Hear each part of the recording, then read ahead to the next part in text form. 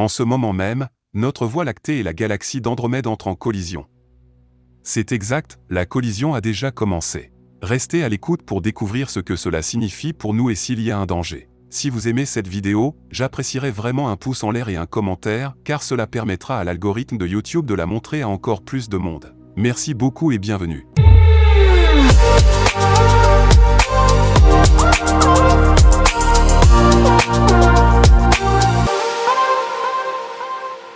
L'échelle de notre galaxie, la Voie lactée, est inimaginable. Les astronomes estiment qu'il y a au moins 100 milliards d'étoiles qui composent la Voie lactée.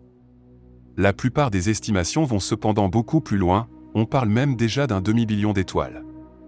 L'une d'entre elles est notre Soleil. Le nombre de planètes est encore beaucoup plus élevé et se situe certainement bien au-delà d'1 trillion. La question de savoir s'il existe une vie extraterrestre est donc superflue. La Voie lactée est donc l'un des deux chefs de file de notre groupe de galaxies, le groupe local. L'autre est la galaxie d'Andromède, qui se trouve à 2,5 millions d'années-lumière de nous.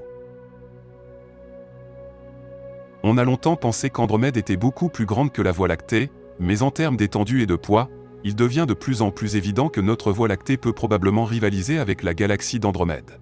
Notre galaxie et sa sœur Andromède sont en train d'entrer en collision. Cela soulève deux questions, pourquoi entrent-elles en collision? Et pourquoi entrent-elles en collision en ce moment même? Commençons par la première question. À grande échelle, tous les éléments du cosmos s'éloignent les uns des autres. L'univers est en expansion, ce qui entraîne une augmentation de la distance entre la plupart des galaxies. J'aime comparer cela à un gâteau au raisin, probablement parce que j'ai toujours très faim. Vous avez un morceau de pâte avec beaucoup de levure et seulement des raisins secs. Vous mettez la pâte au four, le gâteau cuit et les raisins secs s'éloignent les uns des autres. L'espace et la pâte, les galaxies sont les raisins secs et la levure est un mélange de Big Bang et d'énergie noire. Une métaphore parfaite. Tellement parfaite qu'il ne s'agit peut-être pas du tout d'une métaphore. Peut-être que nous vivons vraiment dans un gigantesque gâteau au raisin et que Dieu est un pâtissier doué, mais qu'il a exagéré avec la levure chimique? J'ai faim. Mais il peut arriver que deux raisins secs soient si proches l'un de l'autre qu'ils se collent l'un à l'autre et ne s'éloignent pas l'un de l'autre. C'est le cas de la Voie lactée et de la galaxie d'Andromède. Elles sont si proches l'une de l'autre que leur gravité l'emporte sur l'expansion de l'univers.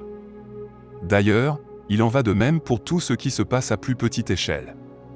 Par exemple, oui, la gravité entre nous et la Terre l'emporte heureusement sur l'expansion cosmique.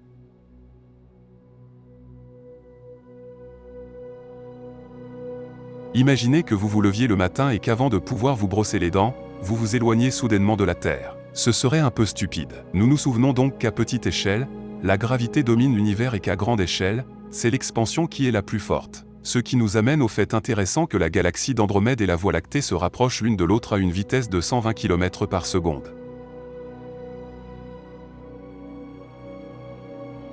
Alors pendant que vous vous détendez en regardant cette vidéo et que vous profitez de l'hôte exceptionnellement beau et attrayant, la fusion des deux îles stellaires se rapproche de plus en plus et ce n'est pas rare dans l'espace. Ici, vous voyez une image des galaxies antennes à environ 66 millions d'années-lumière de distance. Ces deux îles stellaires sont au milieu de leur unification cosmique. Bien sûr, nous ne voyons pas cela en direct, car il faut 66 millions d'années pour que la lumière des deux galaxies nous parvienne. C'est d'ailleurs à cette distance qu'un observateur des galaxies antennes, qui regarderait la Terre, verrait l'extinction des dinosaures.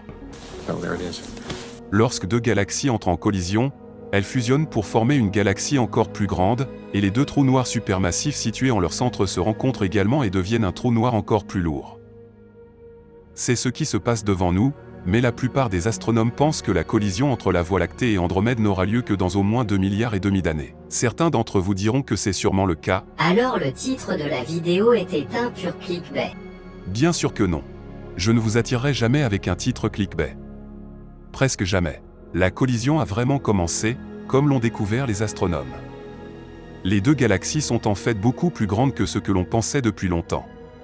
C'est ce que révèle le projet AMIGA, qui signifie Absorption Map of Ionized Gas in Andromeda, carte d'absorption des gaz ionisés dans Andromède. On a évalué pour cela chaque quantité de données du télescope Hubble et ainsi déterminé, les zones extérieures des deux galaxies se touchent déjà, la collision a commencé. Ces zones extérieures sont appelées halos et on peut les imaginer comme une sorte d'atmosphère d'une galaxie. Comme une enveloppe, Les galaxies sont entourées de minces collections de gaz et on pense que la formation d'étoiles pourrait même avoir lieu dans ces halos. Cependant, il est extrêmement difficile de déterminer les dimensions exactes d'un halo de galaxies parce qu'ils sont simplement constitués de très fines collections de gaz. Seul un temps d'observation très long dans plusieurs longueurs d'onde permet de les détecter et c'est exactement ce que le projet Amiga a réussi à faire, de sorte que nous pouvons maintenant dire bonjour au halo.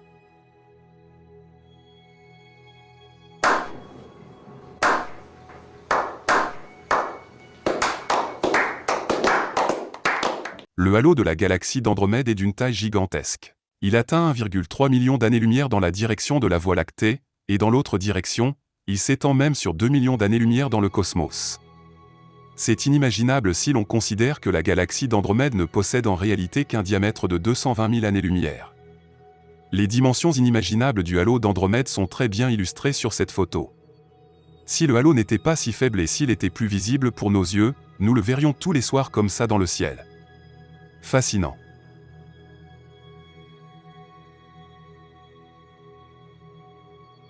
Et si nous appliquons cela à la Voie lactée, nous pourrons déterminer si les deux halos se touchent. Les informations sur la Voie lactée sont toutes très spéculatives, ce qui est extrêmement délicat pour obtenir des informations sur sa propre galaxie, dans laquelle on se trouve et qu'on ne peut pas voir de l'extérieur. Mais la plupart des astronomes supposent que la Voie lactée a une taille d'environ 200 000 années-lumière. Selon cette hypothèse, le diamètre de la Voie lactée ne différerait guère de celui de la galaxie d'Andromède, mais seulement le nombre d'étoiles. Mais comme on l'a dit, tout cela reste très spéculatif. En tout cas, cela en dit long sur le fait que le halo de la Voie lactée possède également des dimensions similaires, comme celui de la galaxie d'Andromède. Attention, voici les mathématiques. La galaxie d'Andromède se trouve à 2,5 millions d'années-lumière de nous. Les deux halos s'étendent probablement à au moins 1,3 million d'années-lumière de l'autre galaxie. Bingo, les halos se touchent. La collision a commencé aux extrémités des galaxies. Je pense qu'il est tout à fait fascinant de penser qu'en ce moment même, des systèmes stellaires déjà éloignés des deux galaxies sont en train d'interagir l'un avec l'autre. Car comme je l'ai dit, les halos sont relativement vides, mais il y a formation d'étoiles. Il est donc probable que certaines étoiles solitaires et leurs planètes subissent déjà la collision des galaxies au niveau de leur propre corps. Pour nous, il faudra encore un peu de temps avant que tout cela ne devienne perceptible. Ce n'est que dans quelques milliards d'années que la collision proprement dite commencera, mais déjà avant cela, la galaxie d'Andromède sera de plus en plus clairement visible dans le ciel nocturne. Et lorsque la collision proprement dite commencera, constituera-t-elle une menace pour notre système solaire? La plupart des astronomes pensent qu'il ne nous arrivera rien. Heureusement, car il y a tellement d'espace vide entre les systèmes stellaires de la Voie lactée que les deux galaxies glisseront probablement l'une sur l'autre, et les collisions planétaires et stellaires resteront l'exception absolue. Il faudra être vraiment malchanceux pour que notre Terre soit repoussée comme une boule de billard par une planète d'Andromède.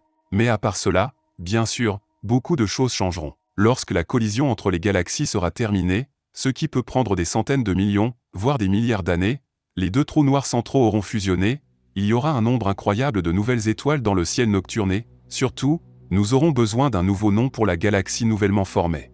Écrivez-moi volontiers vos meilleures suggestions de noms dans les commentaires. Quel devrait être le nom de la nouvelle galaxie issue de la Voie lactée et d'Andromède? Je réponds à vos suggestions les plus spirituelles, promis.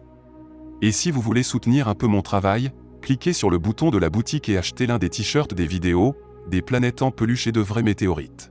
Chaque achat soutient mon travail et m'aide à continuer la chaîne. Merci beaucoup les gars. Sinon, je vous dis à la prochaine vidéo. Prenez soin de vous.